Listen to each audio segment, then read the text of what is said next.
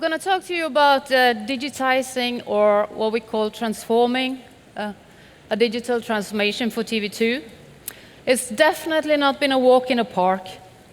The last 4 years has been the most exhausting, demanding, and crazy, but also fun time of my whole work life. 4 years with blood, sweat, and tears. Actually, a lot of tears. Delays, resistance, difficulties, and complexity. Transforming this era in the broadcast industry, but we ended up on the top level in the world. A 4-year-long lean sprint, that means patient. This is a transformation project started in 2015, when nobody actually knows what digital transformation was. Estimated delivery time, 1 year. Navigating this project has been like riding a boat on an open sea in a perfect storm. A storm where nexus forces and all forces are coming at the same time. This project met disruption, a huge cost-cutting project in TV2. We were hit by 3,500 media headlines targeting us for a couple of months. You might say payback time, that's fine. Organizational changes, Me Too campaign, and on the top of that cake, we're going to move facilities both in Bergen and in Oslo. It is the recipe of craziness.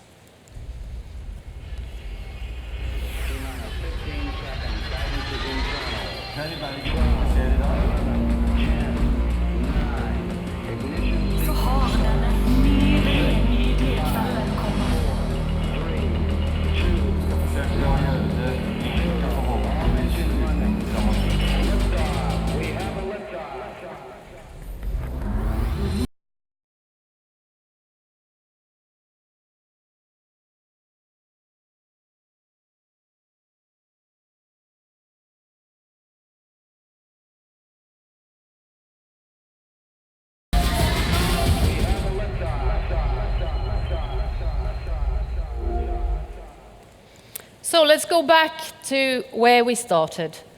The timing for us was actually very optimal. All our related systems were end of life, and the organization knew that we were not fit for the future. So we didn't need to raise the kind of emergency flag. And we also knew at that time that we were supposed to move into a new facility in Bergen. But at that time, we did not know that we would end up moving the facility in Oslo at the same time. This is an organization with huge success and a long history of innovation, and grown somehow so fast with a huge focus on the market and not that much on internal processes. So to put the project in the context for you, here are the main business goals for the project. We were supposed to end up with reduction in OPEX by 30% by focusing on changing all the workflows to thinking more upstream and to do automation downstream. We were supposed to become data-driven and user-driven. We become content-centric and seamless publishing for all content to all platforms. We needed to reduce the time to market. It should be easier for us to scale and replace systems for the future. And we needed to build new competence and reorganize. And on top of that, do the moving. And all this in 1 year. That is the first failure we did. It was way too ambitious. It became the mother of all problems TV2 had internally, and we needed to solve them. So the learning point number 1 for us was that transformation takes much longer than you actually think. And that leads me over to what I have called the digital paradoxes and our learning points from 4 years of transformation.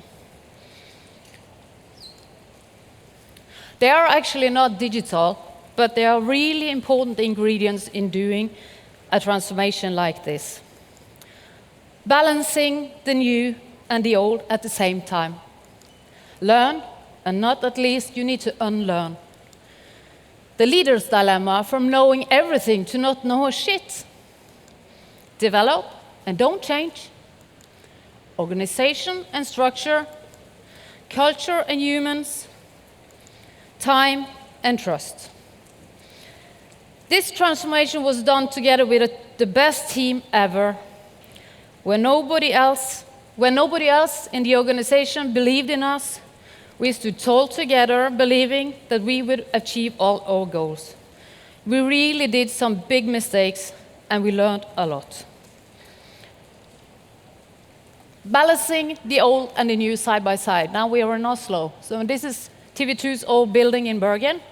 And on your right-hand side is the new Media City complex, the cluster with all the media houses in Bergen, including university and all vendors, making the new hub of innovation in the media industry.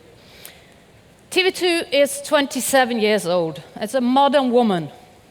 A core culture of incremental innovation skills has come out of TV2, building a lot of spin-off companies, changing the way we do media production all over the world. That helped us a lot when doing this project, because the mindset in our organization is about changing. But this time we saw something was different, because the change was so different. Develop, change core infrastructure, old legacy side by side, and doing operational 24/7, 365. That is extreme sport. And I did mention the moving. The moving actually helped us to prep the people's mindset, because moving from that building, which is a labyrinth and not suitable for making modern TV production, into the new facilities. So that was actually very good for us to have that in our back. But we also needed to build what I call change capacity. And that is difficult when you have a cost-cutting project rolling over the organization, and at the same time we said that we need more people than ever to balance this old and new. So that challenged the communication. Learn and unlearn. We spend so much time learning and doing training sessions. And as long as the code for the software moved forward, things changed and we needed to learn even more. Today, my staff is so pleased that they have become a part of this journey. They learn from each other, they share, but most of all, we needed to unlearn old habits and find a new way of thinking and working. And now, the lifelong learning is the key for all businesses to survive for the future. The pinpoint and learning point from this is to bring your employees on board and let them take this journey together, and then they will learn all the workflows, why you do it, and everything comes aboard. And that has done that my team today is on a place where they continuously learn and become learner achievers. So what about the leader's dilemma? Or my dilemma in this case. Earlier today we heard about the growth mindset. I also believe in a growth mindset. And one of the key issues we had was this about not knowing. I have always been a leader in TV2 that people come to and ask for help, ask for answers. And if I don't know the answers, I can show them who they can go to. This was a new situation also for me, because being this expert, I soon found myself in a place that the only thing I could answer was, I don't know. I spent nearly a year making my staff believing that this expert did not know anything anymore. And when they asked me how the future looks like, I couldn't tell. And that was a brand new situation for me and for them. But there is a difference between not knowing and not knowing yet. Because the answer is coming, but you need to walk together to find them. My staff was telling me what worked and what did not work. I, as a leader, needed to be brave, to stand tall and believe in myself in new ways. And on overall of that was the main issue for me, to have focus on the vision of the overall project. So of course, it's about change. It's a transformation project, working with people's mindset. In TV2, we really love soccer games, so the analog of making football everybody understand. So we gave ourselves the red card. Every department thought about themselves and their department and their tasks. So this is a quote from a meeting, and I think you can find it everywhere. Today we have just a good laugh of it, because it's so obvious that our promo department are now delivering content to all platforms. And all our productions are doing the same. But in 2015, no. TV was still running, and today TV is not our preferred platform anymore.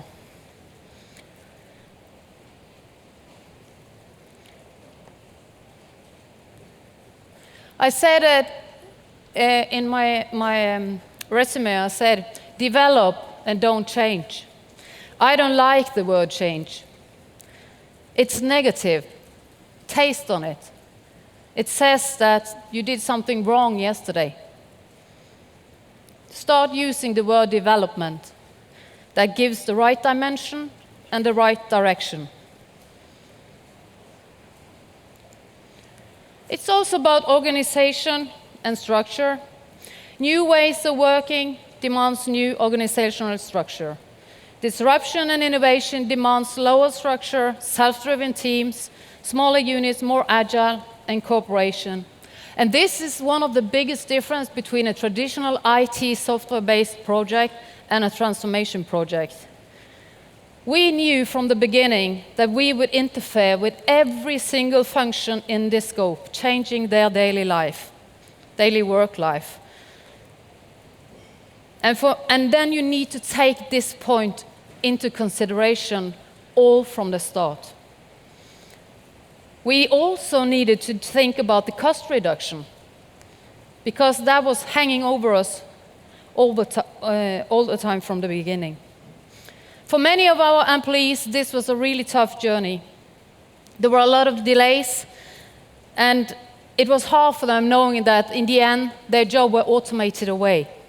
But they stand so tall, and this is one of the things I'm most proud of, is these people standing, balancing the new and world, because we still had delays, and we never actually knew when their job was gone. And they stand tall quite until the end. So it's about humans. All of you guys sitting in this tent today are unique and totally different. And everything you heard on the stage from yesterday and today, you will see with your eyes, with your experience, with your values, competence, and skills. That also is an issue in a project like this, when you're doing all these changes. It's also about culture. In the project, we work with a lot of vendors from different countries. We had problems where the consultants didn't know and understand an engineer, and the engineer didn't understand the developer, and the developer didn't understand the organizational team, and so on. So we spent a lot of time talking, having what I call the psychology talks in the back rooms, trying to figure out how to move this. And that was really doing the balance. And as a leader, you need in this to listen a lot more than you talk. That's really hard for one coming from Bergen. But it is one of the best things you can do. And I had an example. One of my operators, he told me in the middle of this project that he was becoming so afraid. And I said, why? Why are you afraid? You are my best man. And he said that, I know I'm your best man. So what are you afraid of? I'm afraid of losing my position when we're going into the new tomorrow. That was a wake-up call for me. And that is a key learning point, to kill your assumptions as a leader, what you think based on your history and your values. So you need to be curious and always ask the question why, to build understanding. So, why was time and trust so important for us? Well, the complexity was huge, even the goal was clear as mud. Or maybe it wasn't. We needed to retrain a lot of people, and the cost cutting was obviously And in the end, we really did it. But we haven't done it without the trust. I would say we were lucky that this project took 4 years instead of 1. That really helped us working with our people and the mindset, building competence and be retrained. But during the years of so intense and so complex and hard working, we experienced huge frustration. From every layer of TV2, there was negativity, we were delayed, and it stopped different projects.